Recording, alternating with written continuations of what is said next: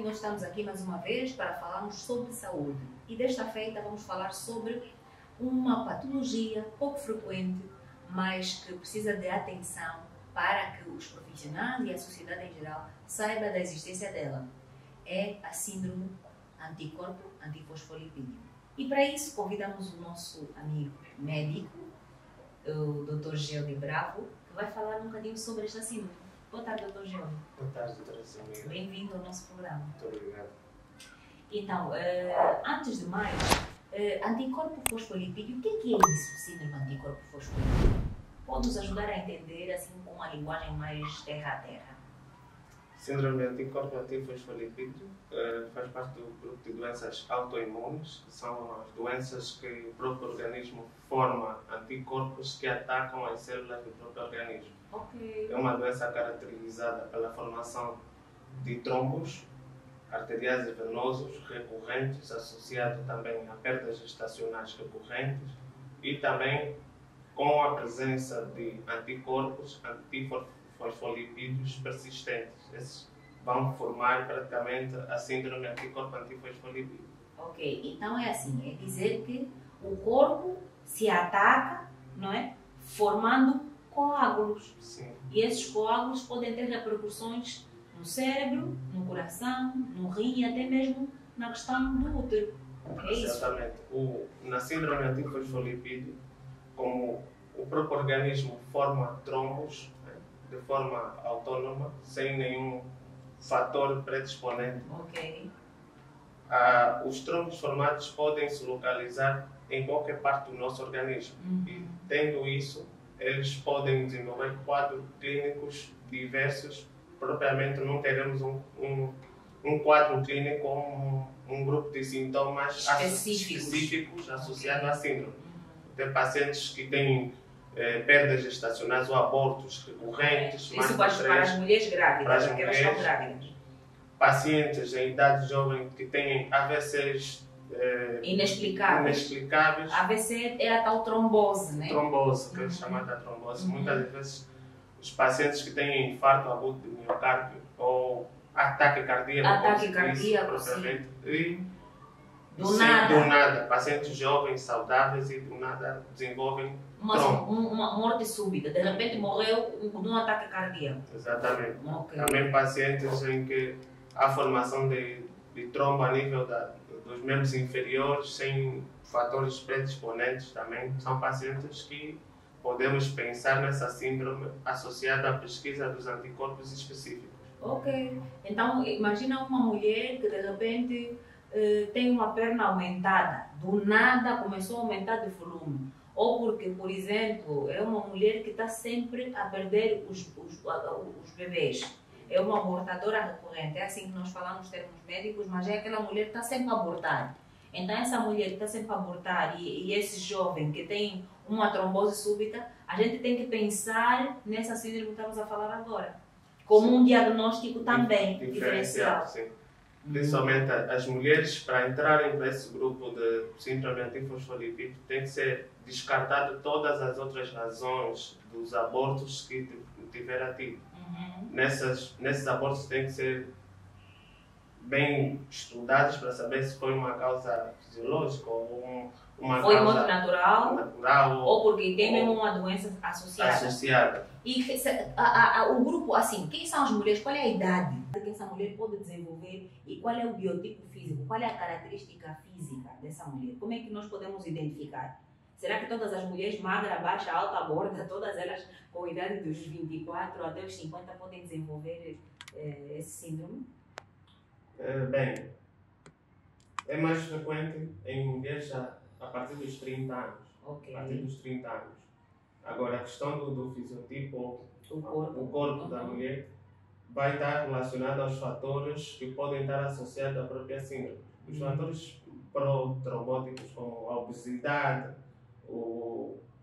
a cintura mais alargada, okay. Pacientes que tenham o uso frequente de anticoncepcionais à base de estrogênio também. Okay. Então, mas tem que dizer quais são os à base de estrogênio, pelo menos só para sabermos aquela Diane, né? O Diane, ou ou seja, os anticoncepcionais orais de uma forma geral, são os precursores, ou seja, podem provocar esse síndrome. São fatores que aceleram ou podem desencadear já a formação desse trombo, porque a mulher não sabe propriamente que tem a síndrome, mas por estar a usar esses anticoncepcionais de forma prolongada pode ser um fator predisponente para o desenvolvimento dos trombos. Então, toda mulher com 30 anos de idade, obesa ou não, e que toma anticoncepcional e que tem história de aborto, pode entrar dentro desse grupo de pacientes com essa síndrome. Pode entrar nesse grupo para ser estudado, não propriamente que já esteja no grupo da síndrome. Tá bom. Então esse é um alerta. E aquelas consumidoras assíduas do álcool e que já têm uma circunferência abdominal, uma barriguinha assim um bocado mais proeminente. Qual é o alerta que a gente também pode deixar para essas mulheres? Para essas mulheres, principalmente aquelas têm o álcool, depois associam também o tabaco e o sedentarismo, seria atacar principalmente a esses fatores de risco. A mudança de estilo de vida, mesmo ela sendo ou não portadora da síndrome antifosfolipídica, vai ajudar a prevenir os eventos trombóticos. Ok, a formação daqueles coágulos que podem entupir uma das veias ou artérias. Pode ser em qualquer parte do nosso organismo, pode ser uma veia no cérebro, pode ser uma artéria no rim, pode ser uma artéria a nível da placenta. Então é muito inespecífico o caso onde vai se instalar.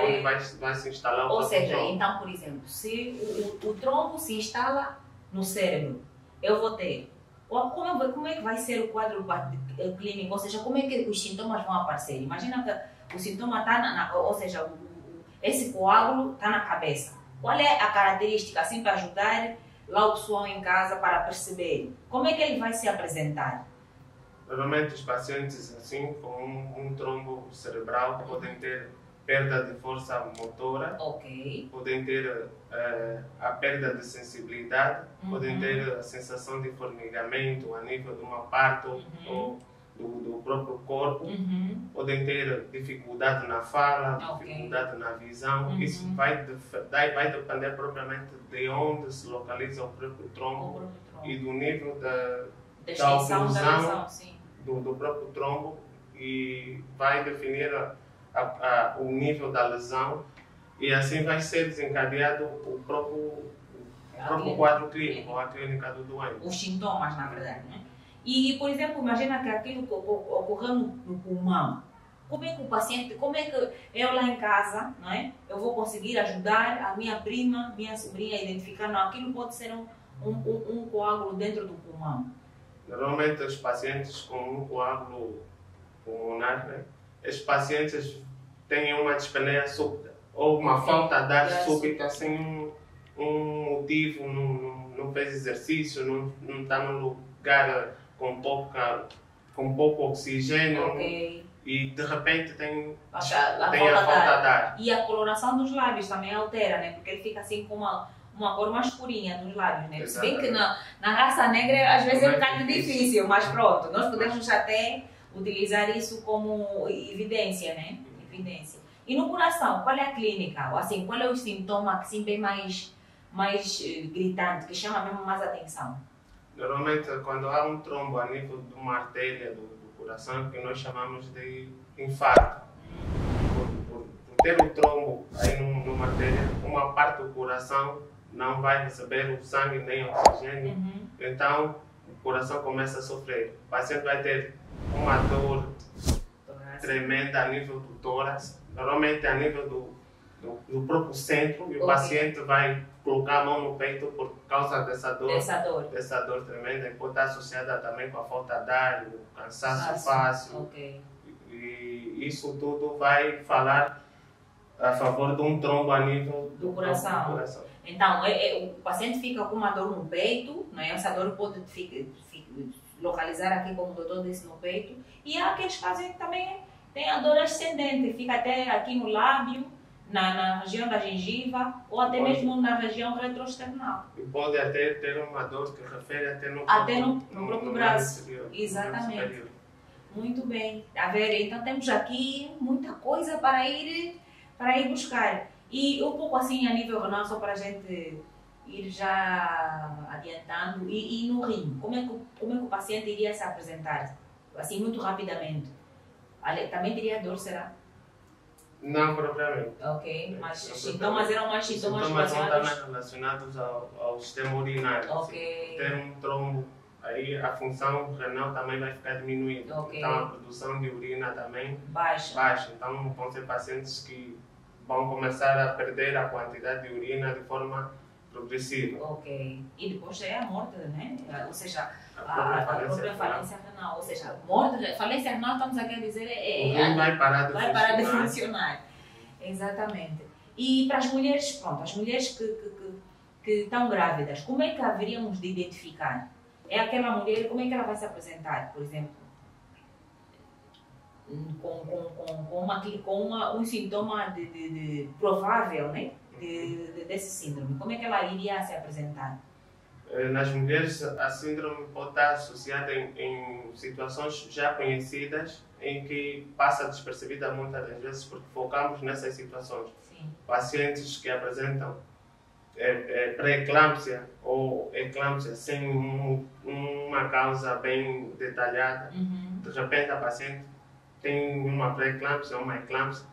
Pacientes que chegam... Doutora, mas é só para dizer, mas eclâmpsia é o quê? Propriamente, a pré-eclâmpsia e a eclâmpsia vão estar associadas em patologias que levam ao aumento da pressão arterial da mulher durante a gravidez. Ok. Então é aumento da pressão arterial na gravidez. Muitas pacientes chegam até a ter convulsões que entram já para o grupo das eclâmpsias. Então, toda mulher grávida com aumento da pressão arterial é pré-eclâmpsia. Então, a mulher que está grávida, os níveis de pressão aumentaram e ela apresenta convulsões, não é?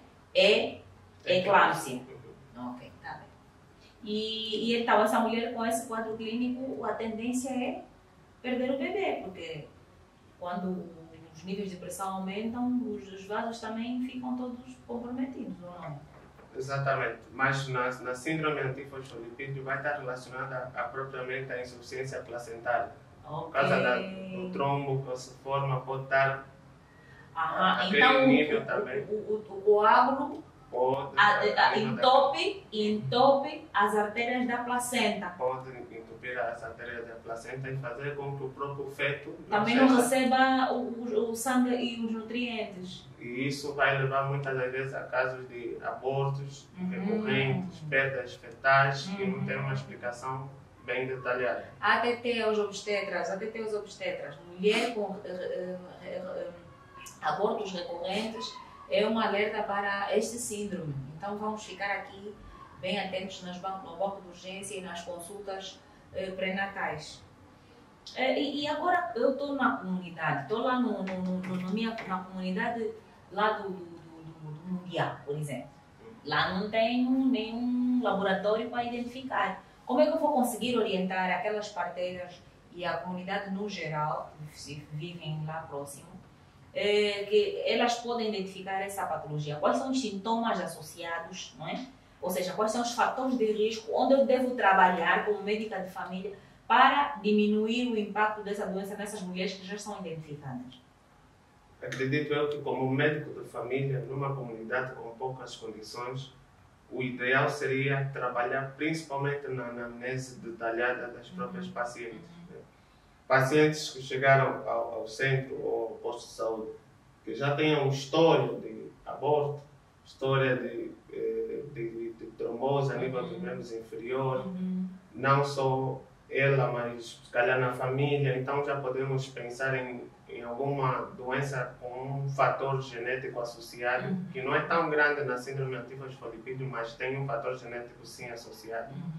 E esses pacientes, com uma anamnese bem detalhada, já vamos conseguir pensar nessa síndrome. Os pacientes propriamente no posto de saúde, no centro, no banco de urgência, não chegam devido à própria síndrome em si. Elas chegam por causa da consequência da síndrome em si. vão chegar com um quadro inespecífico. Exatamente. Olha, daí que eu quero fazer um reforço às consultas anticoncepcionais. Acho que nas consultas anticoncepcionais nós temos o cuidado de fazer um rastreamento a essa mulher que vai se preparar para o casamento, de situações genéticas que podem levar a esse quadro de síndrome anticorpo fosfolipídio. Então, isso é um alerta para todos aqueles jovens e jovens que querem formar família, de frequentarem a consulta pré-concepcional, que é mesmo a consulta pré-concepção, a consulta pré-formação de família, para que elas recebam então esse rastreamento genético, laboratorial, para então conseguirmos identificar precocemente essa patologia e encaminhar para um médico especialista, que é mesmo o Dr. Branco? Seria um médico reumatologista, mas depois de diagnosticada, seria uma equipa multidisciplinar a lidar com essa paciente. Ok, muito bem. Muito bem. Então, isso é uma importância aqui muito grande. Nós devemos, como prevenção, devemos trabalhar em cima dos fatores de risco, então. Exatamente. E qual é o alerta que você dá a todas aquelas mulheres que fumam, que bebem, que têm uma vida, uma má alimentação, hábitos que não estão modificados? Qual é o alerta que você dá a essas mulheres? O alerta seria que seria eu, de forma muito severa, dizer que parem, as pacientes não iriam parar. E nós temos prova disso muitas vezes é nos verdade, hospitais. é verdade. É que adotem hábitos de vida equilibrados. Há pacientes que gostam de uma boa cerveja, gostam de cigarro, mas há aqueles que exageram. Ou seja, fazem disso o seu vício, não é? Sim, há pacientes em que, por exemplo, jovem de 24 anos e já não quer ir para casa porque a pipa ainda não terminou. E isso já leva a uma tendência aos pacientes a caírem mesmo no vício. Exatamente. Ninguém começa no vício com 10 grades, começa sempre com uma cerveja. Isso também levanta outra temática, o alcoolismo. E aí os pacientes em si devem terem controle, principalmente atualmente na juventude, bebem mais cerveja, não bebem água, e a prática de exercício também é de forma mais... Ou não fazem. Muitos não fazem. Mesmo. E muitos vão para o ginásio só mais para tirar foto do que fazer o próprio exercício. Então seria adotar hábitos de vida mais equilibrado, mais saudável, em que tudo esteja no seu limite aceitável. Ok, então é equilíbrio, uma vida equilibrada então. É preciso que haja uma vida equilibrada do ponto de vista de saúde, ou seja, o ideal é ter, na verdade, uma rotina de consulta. Você deve estar habituado a fazer a sua agenda de consulta, onde vai ver com o seu médico de família e ele vai orientá-lo aos exames que você vai fazer, não é? Desde os exames laboratoriais, orientar também se vai fazer exercício no ginásio ou não, ver como é que está do ponto de vista de infecção, não é? Infecção sexualmente transmissível ou não. Ou seja, se fizer esse programa e ter na sua agenda mensalmente, ter a sua consulta de rotina, de certeza que vai evitar situações como esta. Essas surpresas que na nossa prática médica não é tão comum identificar casos como estes. Não é. Muito bem. Bom, Dr. Geraldo, eu gostei muito da conversa, muito obrigada por estar aqui presente. Agradeço o convite. O assunto, aliás, o tema em conversa foi realmente muito interessante. É algo que nós não vemos todos os dias e é bom chamar a atenção aqui aos profissionais de saúde e à comunidade de uma forma geral sobre o surgimento dessa patologia. Bom, até lá, muito obrigada. Não deixem de subscrever e deixem um like. Beijinhos. Muito obrigada a todos.